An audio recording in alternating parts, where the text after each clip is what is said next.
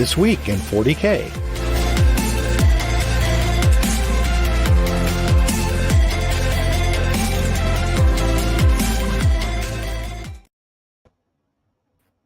Welcome to This Week in 40K, a show about all types of things. Right, Billy? Sometimes it's a show about types football. of things, for sure. Sometimes it's a show about movies from the 80s. Sometimes it's about different things. Today it's about everything you need to know about competitive 40K for the past week. That's what we're going to do today. Indeed. And it was a big week. There's a lot of stuff to know this week. It's true, and I want to apologize for abandoning our audience because we didn't do a week, and then I was not there the week that we were back. There was a Noah instead. So Noah was a delight. What's that? But he can't replace a Colin. I said Noah was a delight, but he cannot replace a Colin. He is a better human being, is the only thing. So I was part of 2 tech layoffs this year, and it was awful and terrible and horrible. Easily 2023 has been rocking it hard as easily the worst year of my adult life, but things are looking quite better now. I have a new job that I'm enjoying very much. Unfortunately, the first few weeks of the new job didn't allow me to do This Week in 40K because I was focusing on up ramping, which is not what it's called. Up ramping is, I don't know, something. I would totally believe that was corporate speak for what that is. Onboarding or ramping are usually the terms for use. I don't know what up ramping is. I think up ramping is when you have a thing that needs to be escalated to a higher elevation. It's fine, whatever. So what we're going to do this week is different because I have to leave halfway through because I have a new boss who I said, hey, the only thing I have tomorrow is between 7 and 8 a.m. And he said, great, the only thing I need you to do is at 7:30. So I'm going to do that at 7:30. And so we're going to do the show a little bit differently. We're going to dive right in. We're not going to talk about how the Seahawks game went. That's not the thing that's going to happen today. I did win in fantasy again, though, Billy. So you and I are being unreasonable to our friends at fantasy is what's happening. Yeah, I think my unreason. Yeah, this would go on for very long if I could crow about my fantasy football team, which is ludicrous. Yes, which is ridiculous because Billy put together a fantasy thing that no one knew as well as him, and now is beating all of us. It's good. It's going well. I can tease you all I want. Because my team's just better right now. Yes, because you got better players than everybody else because you knew what you were doing. What I really hate, and I'll say one more thing about fantasy football, is we're doing it as a league in Best in Tabletop. If you want to be part of our Discord, you can do that. There's a YouTube, there's a Patreon. I'm in the process of changing everything. We're going back to $5 a month for everything. It's annoying because both Patreon and YouTube require a fairly lengthy process before I can change any sort of pricing. The reality is we're not doing as much content as we did when Best in Tabletop started off. We've really settled into the content that we're going to have, which is Best Overall, This Week, Best in Faction TNG, right? Those are the things we're going to do. We're also going to continue doing the bit reps, but it doesn't make sense to be charging you guys $10 a month if you want to support us. If you want to give us $10 a month because you realize that I lose money every month doing this network, then you can feel free to do that. But we're going to scale that back. So I'm in the process of changing those things. I'm a week into that process, which is kind of funny. All right, so what we're going to do now is we're going to 2025. Yes, the thing I was going to say very quickly is that we did the auction method, and I had a big concern that I would mess that up and the whole season would be bad for fantasy. And so Billy gave me a bunch of advice. I tried to give that advice to my 17-year-old who was participating, but he wanted his friends to help him over his stepdad to help him. And as a result, his team is completely worthless in all way, shape, or form because he did not know what he was doing and none of us helped him. And so he has won one game of fantasy so far. And in that, he scored like 58 points. So we really have done an incredible disservice to my child who cannot win an effing fantasy football game because he wanted his friends to help him instead of the people who knew what was happening. he spent all of his money early, and then the last like 8 players were just whoever happened to be there. Anyways, it's amusing. I'm sorry. Okay, so we're gonna dive right in. We're gonna go right in, and we're gonna talk about our top story. Here we go. Our top story.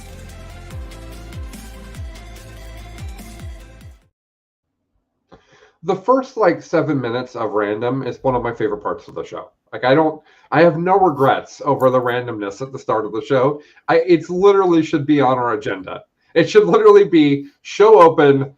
Colin rambles about whatever Colin would like. Billy laughs and responds. Main segment. I think that's what the agenda should be. Okay. I was just trying to respect that we're jumping right in. Yes, this is the jumping right in version of the show. Yes. Okay, so I would like to talk about the World Championships, and I've been so distracted with work that I don't know about it. I mean, I know who won, and I know how my friends did, but I'd like Billy to explain to us what this thing is. What is this World Championship thing that GW has just done last weekend? Well, let me start with USA, because why? Technically, because the United States is confirmed as the best country in all of Games Workshop gamedom. I'll get into why on that. And that's actually kind of the fourth story coming out of this, because I don't think anyone really knew part of it was happening. So past weekend in Atlanta, every major GW system had its World Championships. It was a first-time thing. You qualified for it by winning events that had registered to be qualifiers for Worlds. Each of those events could have anywhere between 1, 2, maybe a few more, depending on the size of them, golden tickets that would invite you there. And then each system had a massive, in order to win it, 4-day-long tournament to win the whole thing. And there were points associated with, so individually, you're fighting for yourself, but you're also fighting for your country. And there were points associated with how different people did. And because my absolute favorite player didn't win in 40K singles, I am pretending that this country thing matters more. And the United States did win that. And so I'm very proud of our country. Who's your favorite player? Who is this person that you were rooting for? Well, John Lennon, and I think we'll get into it because you can't tell the story. The story of the 40K singles has 2 main characters, and they've been pitted as antagonist and protagonist, and that's unfair to both of them. But John Lennon and Manny Chima had a truly epic clash over the final 8 cut. That, you know, I think let's come back to that. Yeah. Because you were still telling us about the event, and then we should go talk about that. So 40K event, we've talked about this last week, and it's been covered everywhere, but basically 8 pods of 22 players each. The winner of each of those pods, which in and of themselves would generally be some of the hardest GTs ever, went on to an 8-person double elimination bracket to crown an overall champion. And so that was the 40K. I know AOS was structured, I'm pretty sure, the same way. Underworlds, Necromunda, I think maybe even Heresy and the narrative all fed into country points, which at the end of it... 6 people in the back playing Epic. Yeah, that would be fun. And so while I'm not sure that the U.S. actually... I think the U.S. won like Necromunda or Kill Team, but we came in 2nd and 3rd in almost everything else. And so the Olympics. US came I'm familiar. Yeah. US came in 1st, France 2nd, England 3rd. So those are your 3 best countries in all of Games Workshopness. I would posit that this year there was way more focus on the individuals than the countries, although I bet you that starts to change as time goes on. And I'm going to be part of that because, again, my country won. And so it's important to me to highlight our victories. Yeah. Yes. Yes. Luckily for us, the country of 300 million people was able to put out more high quality 40K players than the England country of 25. Sorry, England. I don't know exactly the number, but I know it's about 10% of the US. What? I'm pretty sure the UK is like around 100 million. No, it is not. It's between 60 and 100. I'll look it up. Okay. Well, you don't look it up because you're the one telling us about the event. Unless you're doing it very quickly. 67. Anyway. What's that? What is it? 67 million.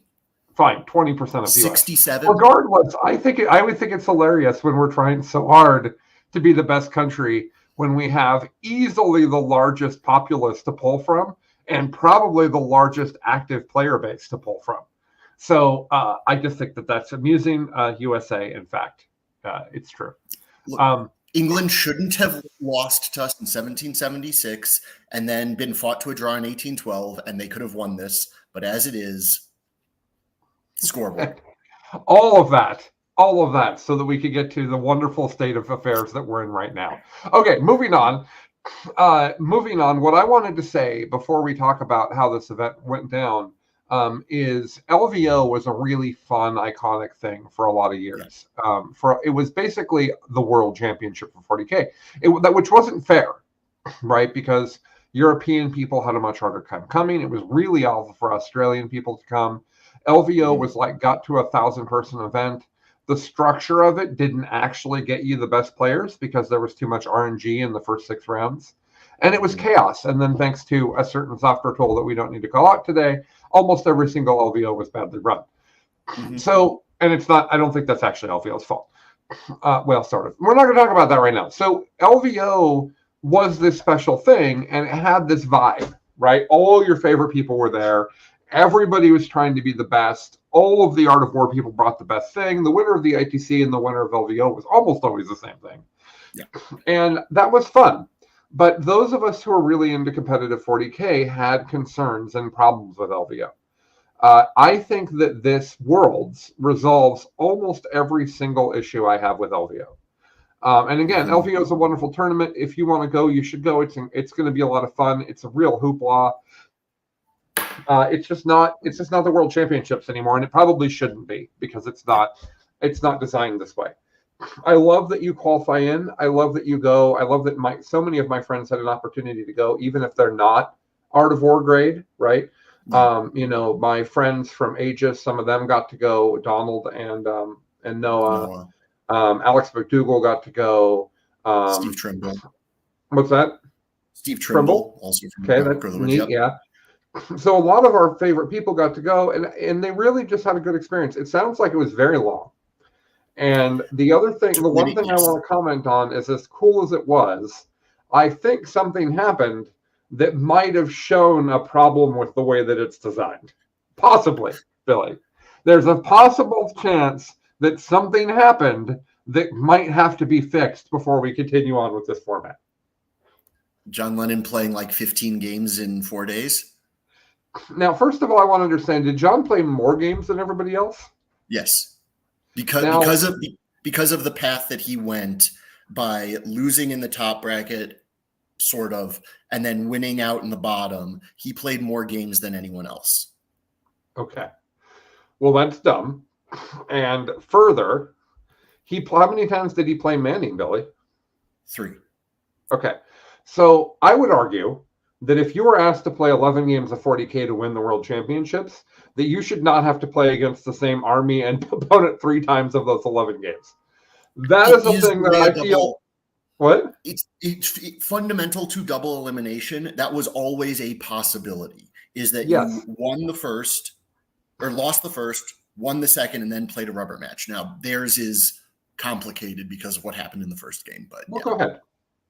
So John and Manny, again, the 2 main characters of this story, and there are tons of others that I do think we should spend some amount of time on, but here, they played in the second round of the top 8.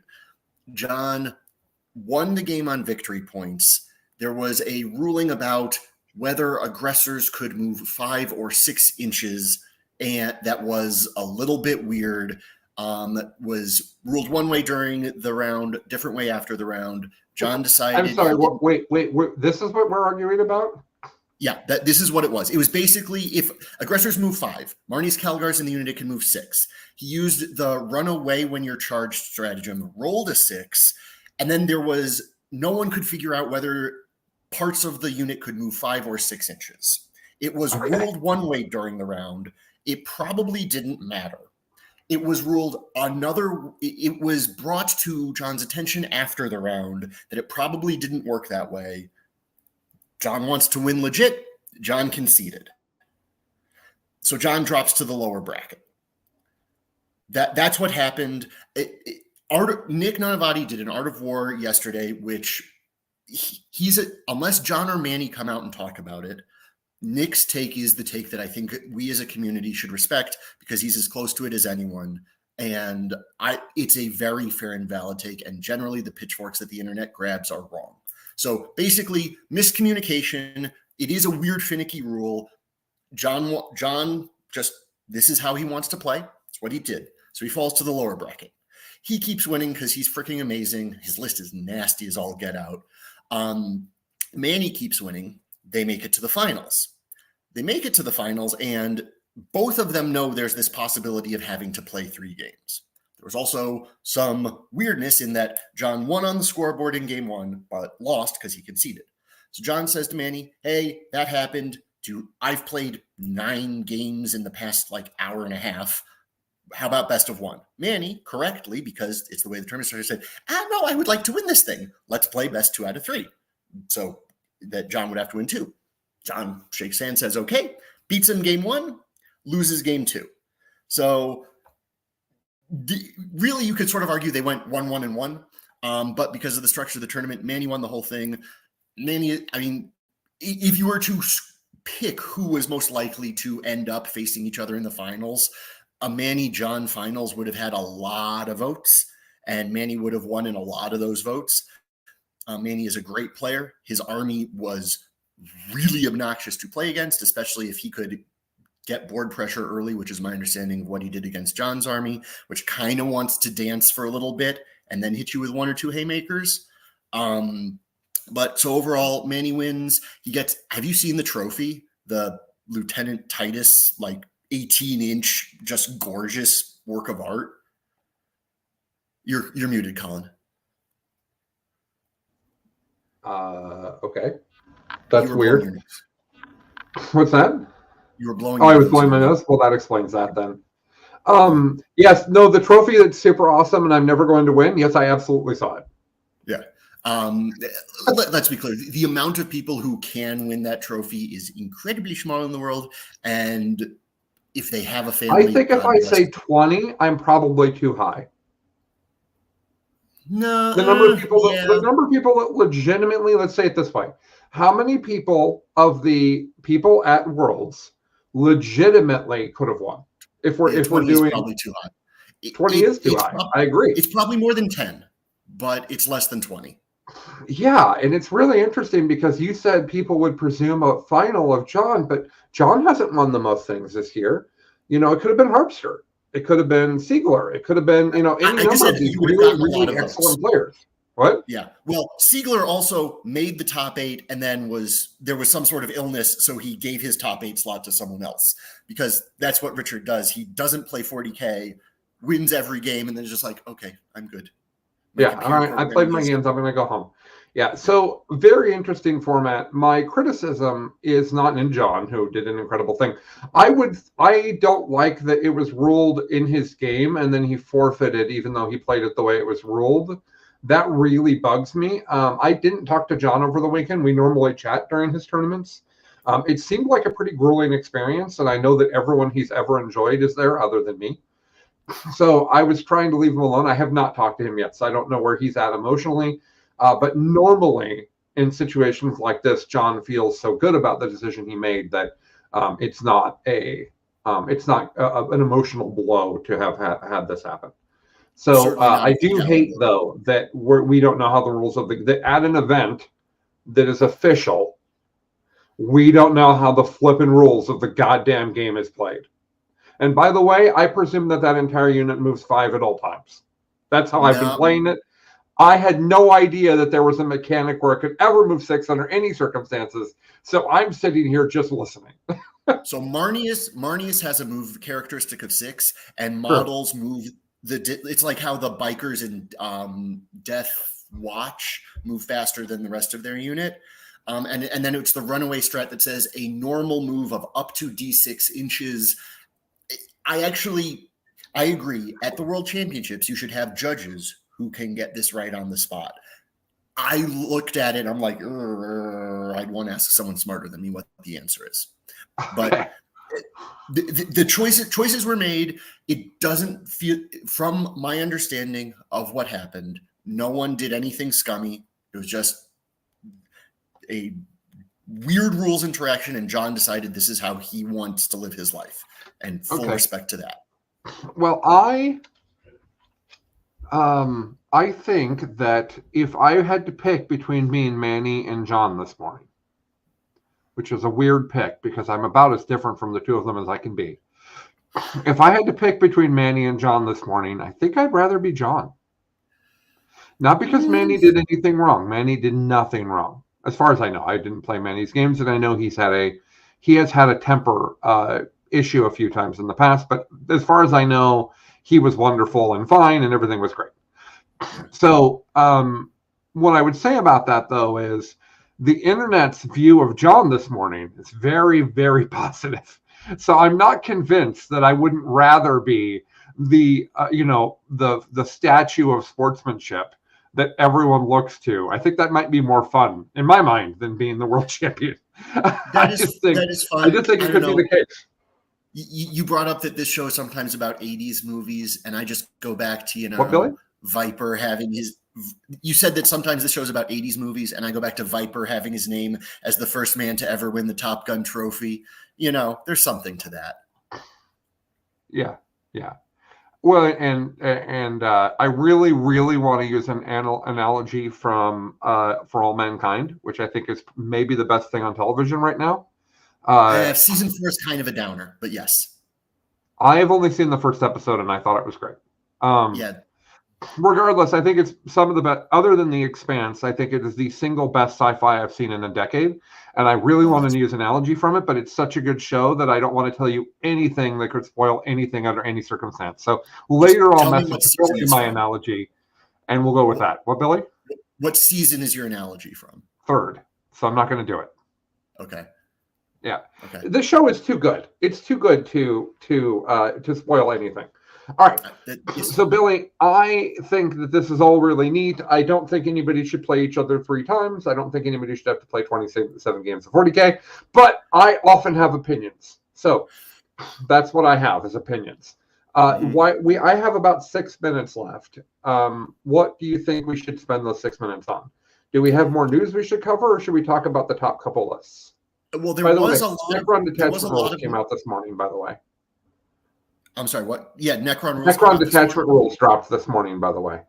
Yes, I saw some of those. Do you have thoughts on that? Do you have thoughts? I haven't read them, so okay. I woke up about 8 minutes before the show started, so I've not had a chance to.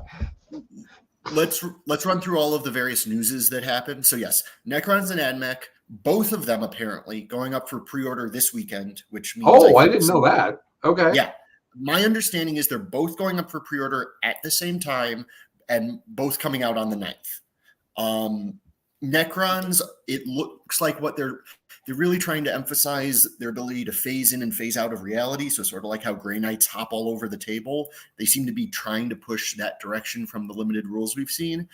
I'm interested in that. You haven't seen monoliths on the board in quite some time. That'd be kind of fun. AdMech, I really have no freaking clue what they're doing. They're trying to lean into AdMech. They seem to have struggled to figure out how to make AdMech good and fun at the same time. Yep. And I'm not sure that any of them. Let me say one thing about that, Billy, because this is something I only recently started realizing. This is a realization I realized recently as I was realizing that there are too many armies in 40K that are fundamentally just a gun line. And what's happening is they've made Tau this wildly fragile thing that hits you like a million bricks. I'm sorry, guys. I'm tired this morning. But the thing is that Eldar is that. It always has been. Eldar has never one time been an army that isn't, well, I mean, that's not fair. But traditionally, Eldar is the fast, fragile army that hits you really hard. Well, Tau is that right now. Well, that's weird. And then you have Guard that doesn't have close combat. So they're just an army. That's okay. They've got dudes and transports. Wait, Tau and AdMech have that as well. Wait, Votann has that as well. You have all of these armies that are effectively the same thing. If you're just explaining, let's say you've got a brand new friend who plays 40K and you're helping them pick what faction they're going to play, it would be difficult for me to explain the plain nuance of Tau, Admech, and Votann, just as an example of 3 armies. There's others that are a great example of this. But just those 3 armies, it would be difficult for me to. I could explain the fluff and the style of the models and all of that, but I couldn't say, well, if you want to play guard, this is kind of their strategy and how they play fundamentally different than Votann. I played Votann twice this weekend. I love that army. Cool models. I played against guard. That's what I did. Like it's guard. Yeah. There is close combat in Votann, but I have not played against it other than the Terminators. So in my 4 or 5 games of 10th edition Votann. Anyways, that's how I feel. I completely agree. Like the only thing I was going to say is you distinguish those armies by their aesthetic. Yes, play style yes, that's not interesting from a competitive rule set, and I think that's why Votann and Admech were garbage. Yeah. Frankly, I think that they were garbage because GW didn't know how to differentiate them from Eldar and Tau and Guard and the other people who are only shooting at you right now. Yeah. But all right, well, I have to go. Okay. But this has been. Go ahead. No. I have 2 minutes left. You have something to say? The one piece that I was going to say is the interesting thing that I think came out of this World Championships about gunline armies. 10th edition has been pitched as the death of melee.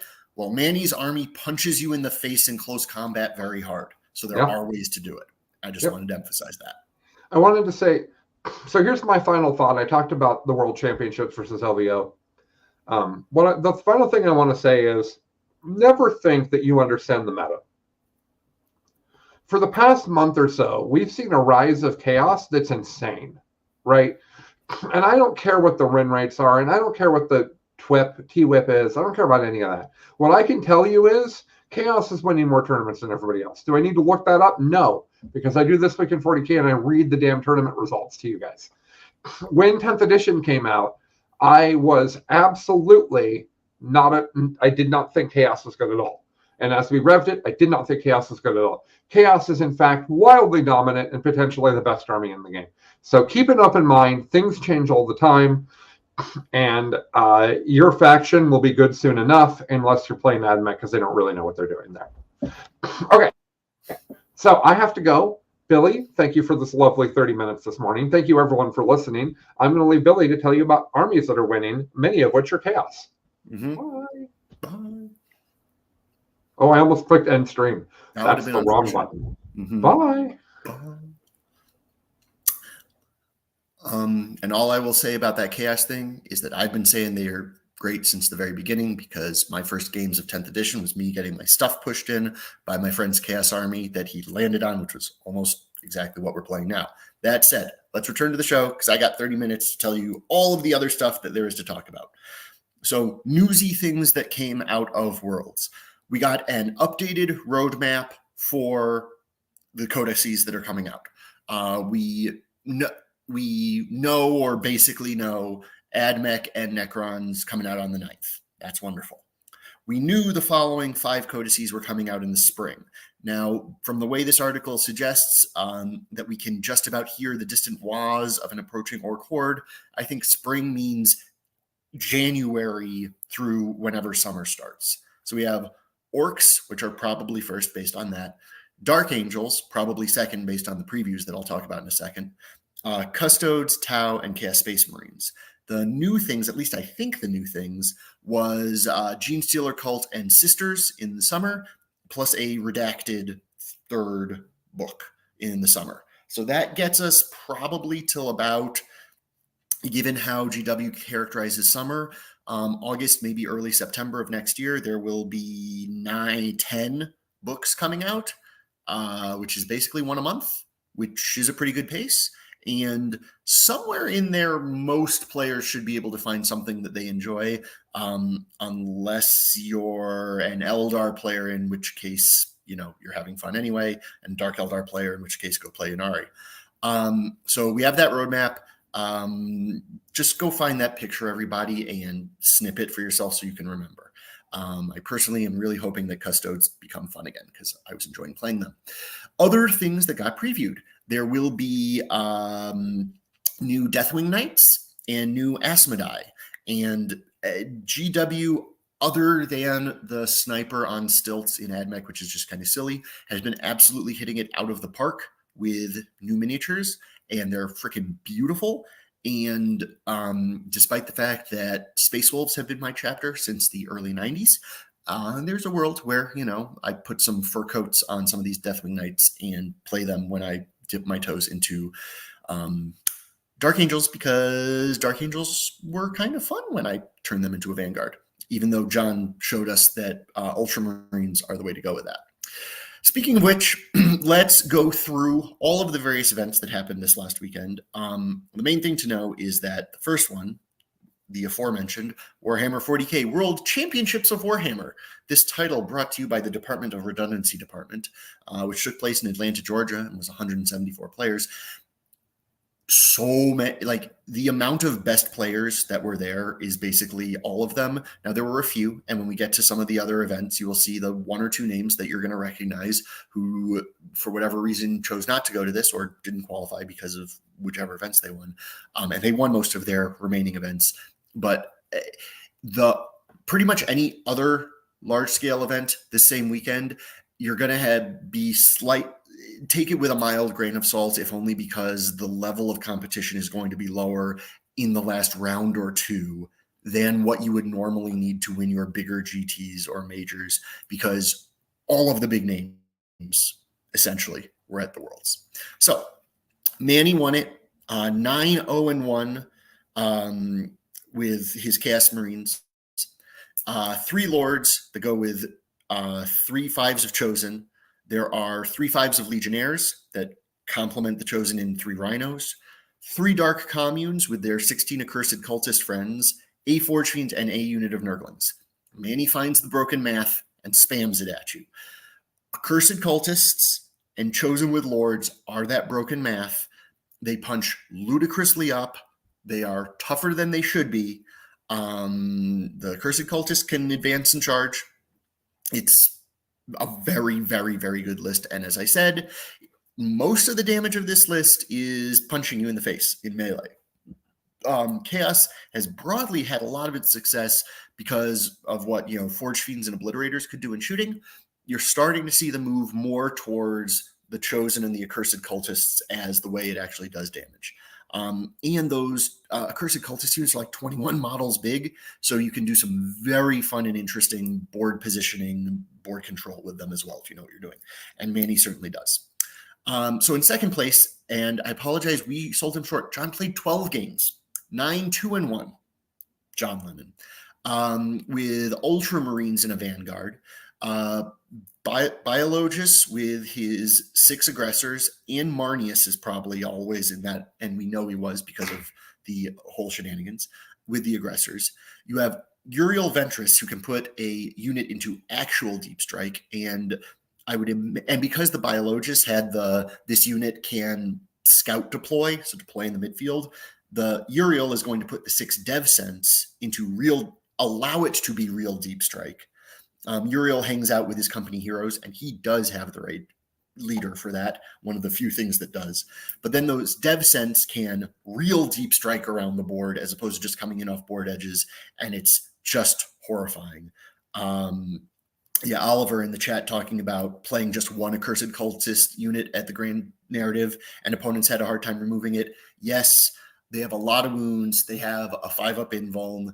If there's Abaddon, there's a 4-up invuln. And they can do wound allocation shenanigans. There's 1 wound models and 3 wound models. So it's very hard to efficiently put damage on them. Finishing up with John's list, 2 units of 3 Eradicators, 2 6s and a 3 of Inceptors. The 6s were Plasma, the 3 is Bolters, 3 5s of Scouts, and a Calidus. So he's got 4 units that can do absolutely horrific damage, and 6 units that can be pretty much anywhere, really 7, 8 units. This is an army that, if you know what you're doing with it and you are an excellent player, gives you every tool you would want. You can punch, you can shoot, you can be anywhere on the board pretty much at will. It is a thing of beauty. I am impressed with what John put together. Third and fourth place were both Chaos Space Marines, Lachlan Rigg and Boris Michev. Lachlan in third took so 3 lords, 1 dark commune, 2 rhinos cultists, 1 accursed cultist for the dark commune, 10/5/5 in chosen, 2 forge fiends, 2 into a blitz, Celeste and the blue scribes. So this is closer to Liam VSL's from London GT. And then Boris, 3 lords with 10/5/5 of chosen, 2 5s of legionnaires, 3 rhinos for all those guys to hang out in, 10 cultists, 2 forge fiends, and 6 of blitz in units of 2. So you're seeing basically the same unit selection. There's, you can throw in an Abaddon if you want. You can throw in some Warp Talons if you want. But you jumble all those units together and pick out the ones that particularly fit your playstyle. For what it's worth, the mid-table guru talking to you right now, I would have pulled out one of the accursed cultists from Manny's list and shoved in a little bit more shooting, because I think he would have struggled with can opening if someone had a lot of transports back at him. But as we get down to some of the Black Templar lists, maybe he did, and I just don't know about it. Ludovic Stamler, 5th place with Eldari. Actually, a little bit of spice here. So Ludovic, congrats to you. Normal characters, well, not normal characters, sweet. Wayleaper, Farseer, Fugan, Spirit Seer, but then Avatar, not Incarn. Troop Master, because Ludovic loves his clowns. Starweaver with 5 clowns in that Starweaver. There's a Wave Serpent, which looks like it carries around the 5 Wraithguard and the Spirit Seer. 2 Hornets, 2 Night Spinners, 5 Hawks, and 5 Spiders. Eldar Good, News 11. 6th place, Valentine Schefter with Necrons, which I'm not sure anyone saw coming, but just validates Valentine's skill at this game. Catacomb Command Barge, Chronomancer, Sazerus, Imatech, Oricon. Grab all the named characters you can. Technomancer, the Unkillable Catan, 2 20s of Warriors with their 2 Crypto Thralls each, a Reanimator to hang out with them, 1 Ghost Arc, and 10 Praetorians. So a little bit less zippy around the outside mission playing stuff than you sometimes see in Necrons, but absolutely unkillable blobs in the middle. Arnie Zernt with Eldari in 7th. Wayleaper, Fugan, Spirit Seer, Incarn, 3 Night Spinners, 5 Rangers, 3 Shroud Runners, 5 Hawks, 2 Warwalkers, and 10 Wraithguard. Your 3 Night Spinner, Incarn, 10 Wraithguard list. Here's a fun one. So Jack Harpster so Kyle McCord in 8th, Jack Harpster in 9th, with a point-for-point same list that they named Jack Templars. Jack has, there was a video in one of the various Art of War streams where he talks about how he came up with this. It is a wonderful, beautiful thing. It is a Gladius of Black Templars. So Biologus with the 6 Eradicators with whatever fire discipline is now. 2 Captains in Helbreck, each of whom lead 5 Sword Bros, each of which are an Impulsor. You do not want to be hit by any of those things. It will hurt you very, very badly. 3 Eradicators, 2 3s of Inceptors, 1 Redeemer to carry around the aggressors, and 3 5s of Scouts. Those Scouts are wonderful mission playing tools that you're going to see in basically every Marine list because they're cheap as chips, as people on the other side of the Atlantic would say, and do missions incredibly well because they can pop up and down. So that's the list. Black Templar Impulsors get to have free multi-multis, which is just a delight. And that list will hit you very, very, very hard. Now, I personally prefer the Black Templar detachment, but you lose out on the aggressors being quite as killy, so I understand it. And then in 10th place, Liam VSL with Death Guard. Really, he was trying to bring an anti-medalist, and I think at this level of competition, unless you truly have a perfect read on the meta, you're better off trying to just break it and make the most powerful list, aka what Manny and John did, rather than going counter meta, which is really just trying to beat up on Eldar. 3 Biologus Putrefiers, 2 Foul Blight Savants, 10-10, 5-5 of Plague Marines, 3 Rhinos for those Plague Marines, 3 Plague Burst Crawlers, 3 Brigands, the Baby Knights, and 3 Nurglings. So this list is designed to have a very mono defensive profile, put it on the board, and put great pressure. But I think it doesn't have quite the flexibility that some of those other top lists have, the ability to really leverage your play skill. Now, play skill differential at this level is probably relatively minimal, but anyway, that was Liam. So that was the top 10 lists from the World Championships. Spent a little bit more time because it's the World Championships. The first one, wonderful event. Everyone was raving about it. I had a few friends. My friends were in the narrative because that's the pool of players that I hang out with. But they were saying wonderful things about it. Great people, well-run event.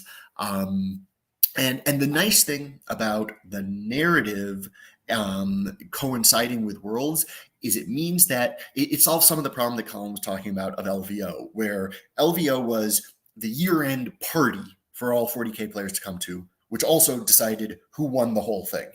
This way, you can have that full party, and if you want to go, you go to the narrative, and if you qualify, you play in the actual World Championships. So there's some fun, interesting bits there.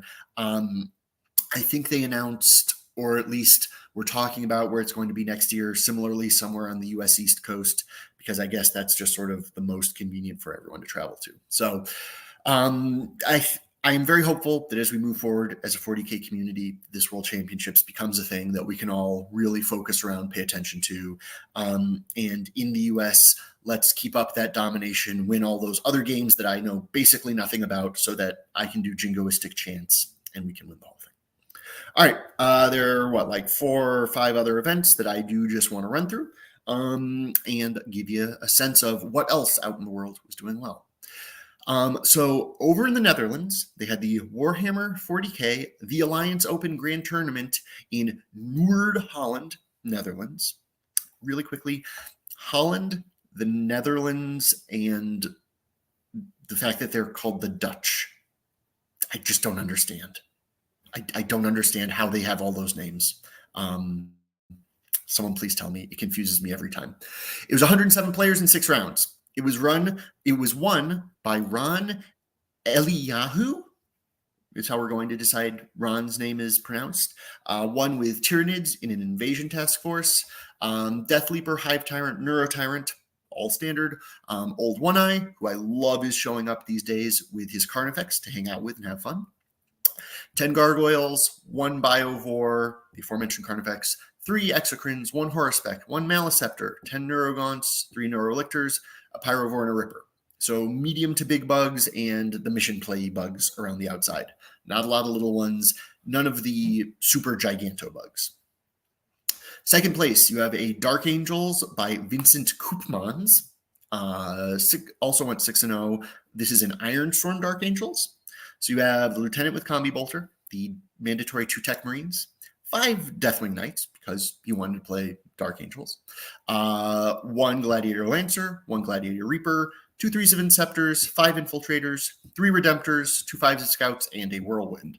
Whirlwinds were one of the big things that you saw in a ton of Marines lists, and, you know, it's annoying, but they are still efficient indirect, and inefficient indirect that can just mess with the back line allows you to bully in the middle, and it's a useful tool. Oliver is informing me that the country is the Netherlands. Holland is a region in the Netherlands, and the Dutch are the people that live in the Netherlands. But he's a German, so take it with a grain of salt. Thank you, Oliver. I, as an ignorant American, appreciate the learning. It's still just weird that none of those phonetically seem to even be close to each other. But who am I to say the nay? All right.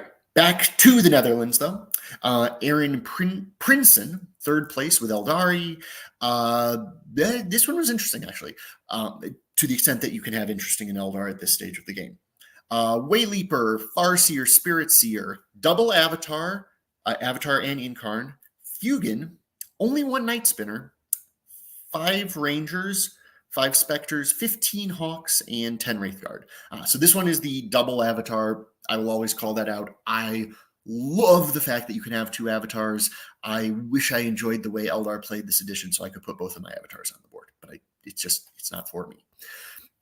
And then in 4th place, we have Koen Vanderlee with Blood Angels in a Firestorm. I love the mixing and matching of chapter to detachment in kind of unintuitive ways. But this one is one of the ones that makes a little bit more sense. Broadly as what Cohn did. So Gravis Captain with 6 Flamer Aggressors in a Land Raider Redeemer. Lamarty's leading 10 of the 15 Death Company with jump packs, Fists and Inferno Bolters, or Inferno Pistols. They get to reroll hits on those Inferno Pistols too, folks. Lieutenant with Combi Bolter. 2 3s of Eradicators, 2 3s of Inceptors, 5 Infiltrators, aforementioned Redeemer, 2 5s of Scout, and a Whirlwind. Inceptors, Infiltrators, Scouts, phenomenal mission playing tools. That for people still trying to figure out Marines, realize that a lot of it is getting the balance right between the mission playing trash and your actual hammers. But realize that your Inceptors, Infiltrators, and Scouts are phenomenal mission playing tools. So don't leave home without some. Next event, Renegade Open 2023, Minneapolis, Minnesota. 80 players, 5 rounds, won by Mr. James Kelling of Goonhammer fame. James took Eldari, Wayleaper, Avatar, Death Jester, Fugin, Illic, so really liking them snipers, Solitaire, and Yinkarn, 5 Reapers, a single Falcon. James always tries to shove Falcons into his lists. A Night Spinner, 5 Rangers, 2 5s of Spectres, 2 5s of Hawks. So most of the damage getting done by the characters, and then just 6 or 5 units of chaff. That if I was saying that Marine chaff is good at getting places and scoring points, Eldar, I would argue that even more than the math of their damage at this stage, it's just how good Hawks, Spiders, and Spectres are. It's the mission.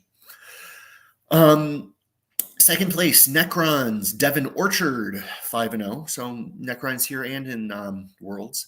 This is a Locust Lord, Oracan, Overlord, Technomancer, Reanimator, 2 Cryptos. You know there's only 1 big block. This big block is 10 Lich Guard. 1 Doomsday Arc, 5 Flayed Ones, 6 Locust Destroyers, 3 3s of Locust Heavy Destroyers, 3 Ophidian Destroyers, a Tesseract Arc, and 3 Tomb Blades. So 1 big brick, a whole bunch of fast stuff around the outside, a good chunk of it that shoots pretty well. Congrats to Devin. In third place, Mark Weiss, bringing a faction we do not see very much of. Most people would say it's near the bottom, but kudos to Mark with Custodes, 5-0. An Alaris Captain. There are 6, 6, and 5 Alaris Terminators. There is Trajan, who hangs out with his 5 Warden friends, a Rhino, and 3 4s of Witch Seekers. Custodes lists are delightful because they do not take long for me to type out for my notes. Alaris have the blast on their hand, and that allows them to shoot really well. They chop really well. They pick up and come down pretty fun. Good job by Mark. Mark did not run into anything with transports because this list would not be happy with that, but wonderful job with Mark. He might have, I'm guessing. I don't know. Fourth place, you have Alex Vian with Dark Angels in a Gladius. Alex took a Terminator Ancient, leading 10 Deathwing Knights, also having a Terminator Captain in that unit. The Biologist Apothecary with 6 Aggressors, with the, kill everything. They sit in a Land Raider Redeemer, 2 Lancers, 2 3s of Inceptors, 5 Infiltrators, 2 5s of Scouts. So just from reading these lists, that 2 3s of Inceptors, 2 5s of Scouts, and 1 Infiltrators, seeing that crop up a lot in terms of how people are doing their splits. And it makes sense because, can be in a lot of places, give you a lot of utility. We have 2 more events, and I have 10 minutes, and that feels good. Du Bois GT in Rochester, 2023, 40K 1v1, because there was a 2v2 up there as well. In Rochester, New York, 71 players, 5 rounds. Won by Adam Dye, who's a local player in TO in my neck of the woods. So congrats to you, Adam. Brought Chaos Space Marines, went 5-0. Brought a approaching interesting Chaos Space Marines list at this stage, largely due to having Abaddon in there. 1 Lord, 2 Warp Smiths, that certainly qualifies as interesting. 10 Cultists, 10 Chosen, 4 Obliterators, 3 Forge Fiends, Solo Rhino, 2 3s of Nurglings, Blue Scribe, and Changeling. Nurglings, Blue Scribe, and Changeling being in great places, scoring great points. Everything else punching you or shooting you in the face. Abaddon pushes the efficiency of Marks to a ludicrous degree because critting on 5s with full rerolls, you don't want to be on the other end of that. Second place, Ken Knox, Deathwatch in a Gladius. So seeing probably more Gladius than anything. largely probably because of the biologist with 6 aggressor friends. These ones not in a Land Raider, probably in that Corvus Black Star that Ken Knox brought along, assuming they can fit. I actually don't know. A captain, a regular lieutenant, a lieutenant with a combi, bolter, 2 5s of jump pack intercessors, beautiful models. Really wish they could have fun weapons. It must have been 6 eradicators, not 5, because you can't do that. A 6-3-3 of Inceptors, 5 Infiltrators, a giant Proteus kill team, which was 4 Terminators, a Biker, 5 Vets, and then 2 5s of Scouts. So congrats to Ken with a fun Death Watch army. Third place, we have Scott Gergeson with Eldari. Incarn Wayleaper Spirit Seer, 5 Rangers, 2 5s of Hawks, 15 Spiders, 10 Wraithguard, 3 Night Spinners. Fun is a... What's the thing that I say? Fun is a zero-sum game, and Scott wants to have all of it. Congrats to Scott. I would probably... To my mind, that's the most powerful army in the game, but, you know, it might have a hard time with Manny's list specifically. Anyway. David Kozka, 4th place with AdMech, went 4-1. The interesting AdMech list, so congrats to David. Call, 2 Dominuses, a Data Smith, 10 Rangers, 2 10s of Vanguards, 6 Breachers, 6 Destroyers, 2 3s of Dogs, 5 Flappy Boys, 2 Robots, 2 Warglaves, and a Helverin. AdMech stuff. Congrats to David, excuse me, might not go by Dave. And then your last event of the weekend, the Bajío Open 40K at El Bunker in Santiago de Querétaro, Mexico. I did not pronounce that correctly, I know for a fact, but my Spanglish prevents me from doing so. 58 players, 6 rounds, won by Humberto Casillas Franco with Eldari. Wayleaper Illic Incarn, 2 Fire Prisms, 3 Night Spinners, 5 Rangers, 5 Spectres, 5 Hawks, 2 Warwalkers, 5 Spiders. Don't see many Fire Prisms anymore. That's generally been replaced by the Wraithguard Brick for roughly equivalent points. But this, it was Luis Humberto Casillas Franco. Because every name must be read. This is what Luis brought. And those things, Fire Prisms still do efficiently put 2 wounds on almost any target in the game.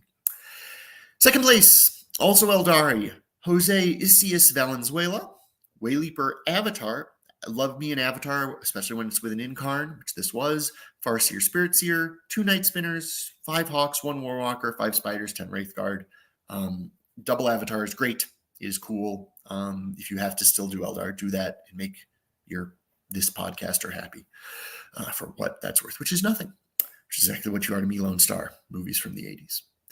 And third place, Alberto Lopez brought Black Templar in an Iron Storm. Free multi-multas. See how many of those he got. Not a ton, it looks like. 2 Tech Marines, 2 Ballistus Dreadnoughts, 2 Black Templar Reapers. They're the 2 free multi-multas. 3 Redemptors, 2 5s of Scouts, 3 Whirlwinds, and a Calidus Assassin. That's just a lot of hulls with a couple of free multi-multas tacked on there because it's basically for free. It's not for free. You have to pay points, but it's cheap. And then 4th place, Eldari. This individual chose to list their names in BCP as a string of emojis. I do not know who this person is, but they are the emoji string. Good for them. I would love to call them out because their list was actually kind of interesting, but they are the emojis. So they brought a Wayleaper. They brought a Farseer, Fugan Illic Spirit Seer, neither Incarn nor Avatar that. They brought 3 Falcons, in which they put 15 Fire Dragons, 5 Hawks, 1 Viper, 15 Spiders, and 10 Wraithguard. Fire Dragons and Falcons is so what I wanted this edition of Eldar to be. Don't necessarily think it is, but emoji name over here went 5-1, which is not a thing I've ever done. So proof that it is possible. That is all of the events that I have this week. Big thing, you can still play a lot of things in this meta and have success. Are Eldari and Cast Space Marines probably better than anything you can do? Yes. Is that list that John played in the hands of someone as good as John maybe even better than those? Yes. It doesn't give you a lot of opportunities to lose if you screw something up. Yes. It has infinite decision points, and that is just how good are you is going to determine whether those decisions are good or not. Phenomenal week in 40K. Tons of games to talk about, tons of news, tons of wonderful humans playing the game at the highest level. Everyone put away your pitchforks. I don't think anyone wants the pitchforks for what happened, and I don't think they're deserved, quite frankly. With that, the intent with this show is to return largely to the usually scheduled every Tuesdays coming up. And I think, assuming that the holidays accommodate that, and we will be doing so. If, is Christmas or New Year's on an actual Tuesday this year? No, the 26th and the 2nd are on Tuesdays. So not only will this show take place, but I won't have work on either of those 2 days, which is freaking delightful. So with that, this has been This Week in 40K for November 21st, 2023, a show about the Grimdark that is neither grim nor dark. He was Colin. I have and continue to be Billy. Hope to continue to be anyway. And would love to see you all next week. Have a wonderful weekend. And for those of you in America, enjoy Thanksgiving. Enjoy your families in whatever way that is possible. And if not, enjoy your found families because they're just as valuable. Bye-bye.